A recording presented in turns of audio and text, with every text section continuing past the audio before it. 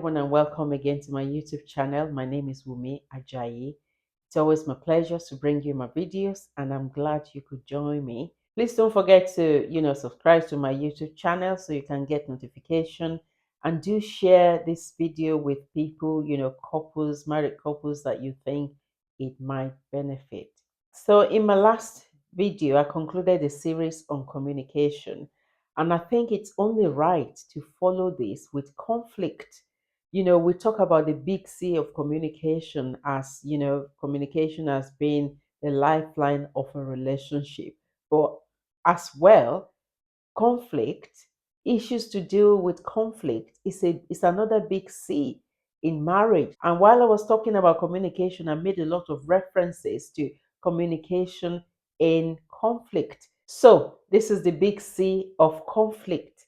And in this video, I'm just going to lay the foundation. So this is just like a bit of an introduction into conflict. And I will be looking deeper into it in my next lot of videos. Conflict is inevitable, as we know, in every relationship, especially in marriage. And conflict is normal. There's nothing abnormal in conflict.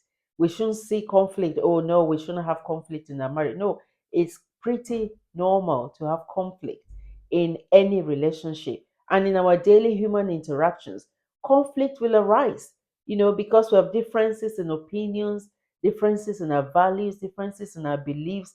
All these things can lead to conflict. We can experience conflict at home, within our family members, at church, at work, within nations. Recently we had all sorts of conflicts and uproars in England. There's conflict going on between Israel and Gaza, between Russia and Ukraine. And so, at every level of relationship, we experience conflict, which is why it's important that we know how to deal with conflict, and that we know all that there is to know in conflict, because conflict can lead to destruction of relationships as well. Conflict is just disagreements arising from differences in opinions, in the interests and values. Like I said, it could be a serious disagreement or argument, and usually it's a protracted one. So it's not just, oh, we just have a quick misunderstanding and that's it. And that's the difference between conflict and just a misunderstanding. So in conflict, we have a situation where there's unacceptable differences in people's interests, in their expectations, in their values, and in their opinions. So in marriage, it's a situation where there's an unacceptable difference in the interest that couples have, in their expectations, in their values, and in their opinions. It could be a state of tension that arises because of these irreconcilable contradictions.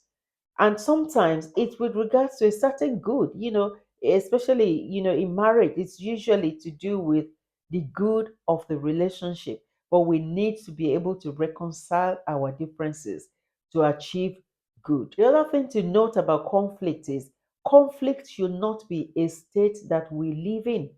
It should be a temporary inability to see eye to eye on an issue or on a matter. It should not be, it should not be the state that we live in. Conflict should not be our day to day experience in marriage. That is an aberration. Conflict sometimes involves strong feelings, and that's why we need to know how to deal with conflict.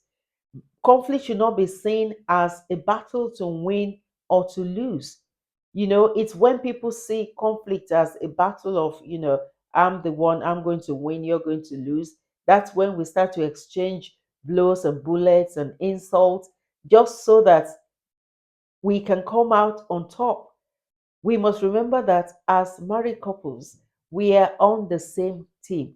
So even in the face of conflict, it should be about achieving the same goal. It should be about the good of each other and of the relationship, rather than about winning. The aim of marriage is not to avoid conflict. Like I said, conflict is inevitable in every relationship. That we love each other does not mean that we won't have conflict. Even in the healthiest of marriages, conflicts are inevitable. And I think sometimes when we're newly married, we say conflict that, oh, because we're having conflict, this is a bad omen. Oh, this marriage is not going to work. This marriage is doomed to fail. We're incompatible and all that. But once we know that conflicts are inevitable, the next thing is for us to learn how to deal with them, to equip ourselves with dealing with them. Conflicts can actually be good, they can be healthy for us, they can be healthy for our marriages because they can lead to an enormous growth, in our relationship. Because once we learn how to deal with conflict effectively, it can lead to, growth in our love for one another, understanding of one another, trust, kindness, empathy, and all sorts. But also, conflict can lead to a lot of hurt and heartaches in our relationships if we don't handle them well. So, again, it's imperative that as married couples, we equip ourselves with how to deal with conflict positively. Now, I'm going to look at some causes of conflict in marriage. Like I said earlier, differing interest, and sometimes it can be something as simple as which TV show we want to watch. You know, somebody wants to watch mindless TV, somebody wants to watch educational TV. It could be something as simple as that, or it could be something as serious as what are we spending our money on? Somebody wants to buy a house, somebody wants to send the kids to private school. Differing expectations can also be another, cause of conflict. We all come into marriage with all sorts of expectations, and sometimes they are realistic expectations, sometimes they're not. But we need to learn to communicate our expectations to our spouses and to be able to know which expectations are actually unrealistic so that they don't become a constant source of conflict in our relationship. Miscommunication, the big C of communication again, miscommunication, poor communication, or non communication. We need to improve on our communication because communication can be a big source of conflict, a big cause of conflict. Where there is miscommunication, there's bound to be conflict. Where there is poor communication or non communication, there are bound to be conflicts. Conflicting values and opinions. Some just arise from nature, from just being a man and a woman, because fundamentally the way we see things differs. And then we talk about, our personalities, our culture, our environment. Some of these things affect our values. The things that we see, the things that we hear, the environment, the couples that we relate to, what our mothers and our fathers have told us, what television, Nollywood, Hollywood is telling us about how marriage should be. All these things affect our values and opinions, and sometimes they can become a source, a cause of conflict in our relationships. Now, to some sources of conflict, I'm sure we're all familiar with this. A big one, which is, a big source of conflict, is money. Sometimes it's differing or, unreconciled money spending habits. Somebody wants to spend, somebody wants to save. Lack of money can be a source of conflict. Financial pressure, maybe from families or from comparing ourselves with our mates. Lack of contentment, all these things can be a source of conflict when it comes to money. Sex, obviously, ranging from somebody wants it this way, somebody don't want it that way, somebody's libido is high, somebody's libido is low. All these things can be a source of conflict. Children can also, as much as they are blessings, they can be a source of conflict. We have differing parenting styles, and if parents are not able to agree on how they actually want to bring their children up, this can lead to conflict.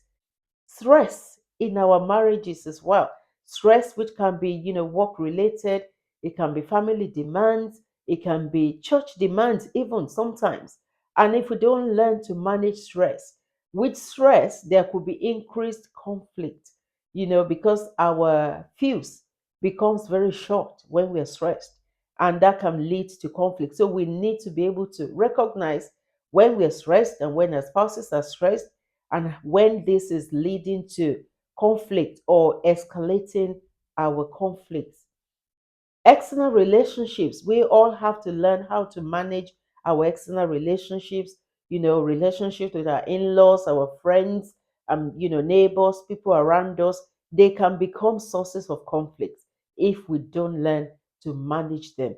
House chores, cooking, cleaning, ironing, all these things can be a source of conflict if we don't manage them well. We both go to work and then you expect me to do the cooking and you're not helping me, and you're not doing that, you're not ironing. All these things can be sources of conflict. We also have fundamental issues. So if a couple have fundamental issues in their marriage, they take for example the issue of trust. Maybe someone have trust issues, or maybe a spouse has broken the other person's trust, and these are fundamental issues. It can constantly be a source of conflict. I've just named a few. There are so many other sources of conflict that we can have in our relationships, but it's important that we identify those issues, those matters that always causes conflict, and we learn how to deal with them. We learn to tread carefully around them, and we get to a point where we as couples were able to agree fundamentally on how to deal with those issues. Now I'm going to talk about conflict behaviors. It's important that we understand how we react in the face of conflict, either because we're in a conflict situation or whether there's a potential conflict, because we all have default behaviors or reactions when we find ourselves in such situations. And certain factors, again, affect what our default behaviors are, including our personalities, our upbringing, environment, all the other things that affect how we see things, how we see the world, basically. And looking into our default conflict behavior should help us to identify when we have negative behaviors, because negative behaviors can be modified. When we have negative behaviors to conflict, then it will not help our relationships. There are so many people that have looked into, philosophers, psychologists. They've looked into different ways in which we react in the face of conflict. I'm just going to mention a few of them. Some of the patterns, some of the behaviors can lead to resolution of the conflict, and some of them can lead to escalation, which is why it's important that we know what our default behavior is. One default behavior is that of evasion, avoidance. Someone, they just want to fly, they want to fly. It's not confrontational. Actually, people that hate confrontation, that is their default behavior. You want to pretend that there's no conflict. First of all, you want to avoid conflict as much as possible, and sometimes that involves giving in. Sometimes that involves accommodating when you should not be accommodating. Sometimes that involves just accepting things when you should not accept things, and it could lead to resentment. It could lead to bitterness on the long run. And in the face of conflict, people that have this default behavior, they pretend they want to put their head in the sand and pretend that there's no conflict. They can do everything, they might buy flowers, crack jokes, do all sorts of, things just to try and avoid facing the conflict, because they don't want to deal with the emotions that comes with actually facing the conflict head on and dealing with it. Another behavior is that of destruction. So these are people that want to fight. Their default is to fight. If somebody has a different opinion or or interest from them, they just want to fight. And the idea behind this is because they see conflict as a situation that you either win or lose. And so when you come, as a married person, as a husband or a wife, when you come into every conflict wanting to fight, we can cause a lot of destruction. We can destroy relationships. We can destroy, our spouse's morale. We can destroy their interest. We can destroy their trust. We can cause all sorts of havoc when our behavior, when our reaction to conflict is that of fight. And another thing with people who want to fight in the face of conflict is not only that they cause destruction, their aim is to enforce their way. They want to have their way. That's why they fight.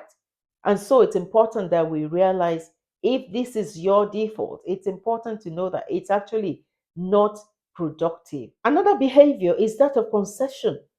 People that concede in the face of conflict, they just want to accept the other person there. It's not confrontational, but it's a negative attitude, it's a negative behavior as well. You just want to adapt the other person's, what they want. You want to concede and just accept what they want.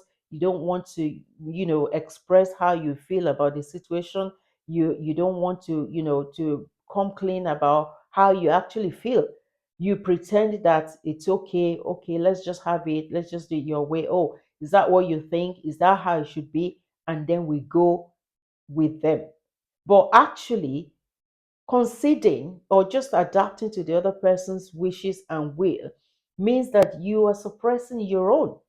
And on the long run, it can lead to bitterness, it can lead to anger, it can lead to unresolved conflict, and it does not help our relationship on the long run. A positive one is compromise. And actually, in marriage, I mean, all of us, we would have had one time or the other marriage advice that compromise, we have to learn to compromise. And it's true. In marriage, we have to learn to compromise. And compromise is a situation where we can identify, and then agree on the advantages and disadvantages on both sides. So if somebody, the example of TV that I want to watch, it could be right. Okay, I don't like this program, but because that is a program that you want to watch, we'll watch it, and the next time we'll watch my program. So that is compromise, and we need to learn to make compromise in all areas of marriage. Compromise is agreement. Compromise is non confrontational. Compromise actually tells the other person that, yes, I appreciate what you want. I am validating your feelings. I am validating your opinions. But this is what I also think. This is what I also want. And then we have a situation where each person wins. It's a win win situation because you are both able to agree and make compromise where necessary. Another behavior is that of cooperation or consensus. In consensus, we are not confrontational, but consensus is positive, it is constructive, it's actually a higher form than compromise. In consensus, we're actually able to cooperate such that if somebody has a better opinion, if somebody has a better idea, the other person is actually able to say, actually, yes, this is what I think, but the way you see it is a better way. It's oneness. It shows oneness. It shows a situation where it's not about winning or losing. It's a situation where we just want what's best. So in conflict, when somebody is able to reach this highest form of cooperation, they are able to put aside their will, they're able to put aside the emotions, they're able to put aside their opinions, they're able to, to actually look constructively at what the other person think. They're able to look constructively at the other person's point of view. And this is what the level that we should aspire to. And the end goal of conflict resolution in marriage should be this, because each conflict that we experience in marriage, once we resolve them, it should actually deepen our bond, it should deepen our unity, it should deepen our intimacy. Because some of the synonyms of consensus is agreement, it's oneness, it's unity, it's harmony, it's like-mindedness. So in conflict resolution in our in our marriage, this should be our aim. The point where we get to where it's all about cooperation, it's all about oneness, it's all about one goal. It's not about me, it's not about you. It is that in this situation, we want what is best for our relationship. We want what is best for our marriage. And if that means doing it your way, and then so be it. This is the height of selflessness. And this is what we should be hoping, we should be aiming to get to. in our marriage, because it will go a long way to give us a lasting relationship. And with time, if we're able to get to this level, if we're able to, to get to the level of cooperation and consensus, we're even likely to have less conflict because it will foster mutual understanding and mutual respect. Thank you so much for joining me. I'm going to stop here. Remember, what this is all about is for the enjoyment of our marriages, because marriage is to be enjoyed, not to be endured. And this is why it's important that we equip ourselves with the skills and the knowledge and all that we need for the enjoyment of our marriages. Until I see you in my next video, God bless you. Bye.